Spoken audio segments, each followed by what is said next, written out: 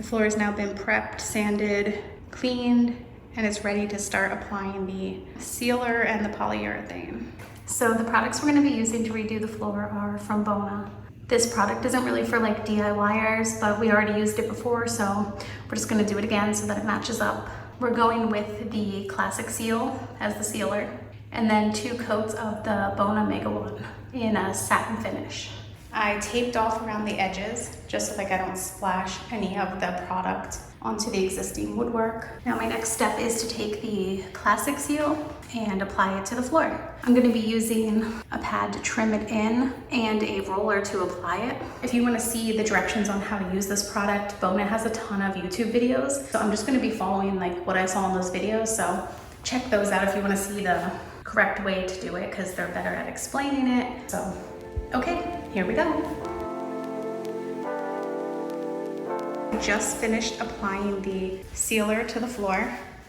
It's still wet, so we'll see how it dries. I think it says about like 2 to 3 hours. I'll definitely give it longer though, just to make sure it's dry before I start putting the top coat on. Okay, so this is after 3 hours of drying. Some of the red went away, and it's hard to tell on the camera because it doesn't look the same as it does in person, but it definitely is matching the existing floor much more now. It doesn't look as red anymore. So now it's time to put on the first coat of the polyurethane. We did the first coat of polyurethane on the floor, and once it dried, we noticed that the grain raised. The whole surface was really rough to the touch, not smooth at all. It almost felt like there was no finish on the wood. So we had to go back through with 220 sandpaper to sand the entire floor surface lightly. And now it's smoother, it's not rough now. We sanded the whole thing, re-wiped all the dust down, and now it's hopefully ready for its second and final coat of polyurethane. Almost there, we are almost finished. The extra sanding is definitely something that it's like, oh, you don't want to do it, but you really need to, because otherwise I don't know how it would turn out. It's probably going to stay rough, I would guess, or I don't know, maybe it would smooth out, but you definitely have to like sand it lightly between coats. I mean, the specifications say you don't have to, but if you feel that grain raise, then you probably should like lightly sand it down. Okay, so get in there. No, I'm just joking. Okay, so the room is finished. The room's completely finished. We finally got out all the lines that you saw everywhere. That took quite a few passes at 26 grit sandpaper, which is not recommended, but we figured, what did we have to lose? Are you happy with it? Oh yeah, I mean, look at it.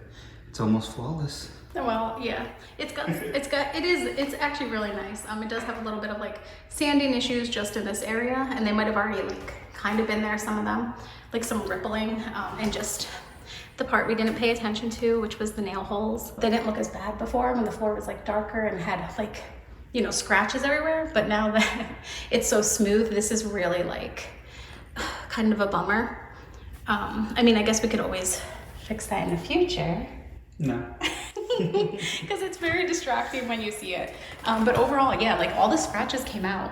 Which size did we pick? We picked 1/2 inch quarter round, just smallest that we could fit on there without going too large. Yeah, we just needed to cover up the old marks from the old baseboard. Right, and this like if you put too wide or deep of a quarter round, like you can't push your furniture all the way against the wall. And so like I want to make sure the dressers can like go up as close to the wall as they can. So we just did the minimum we could to cover that gap between the wall.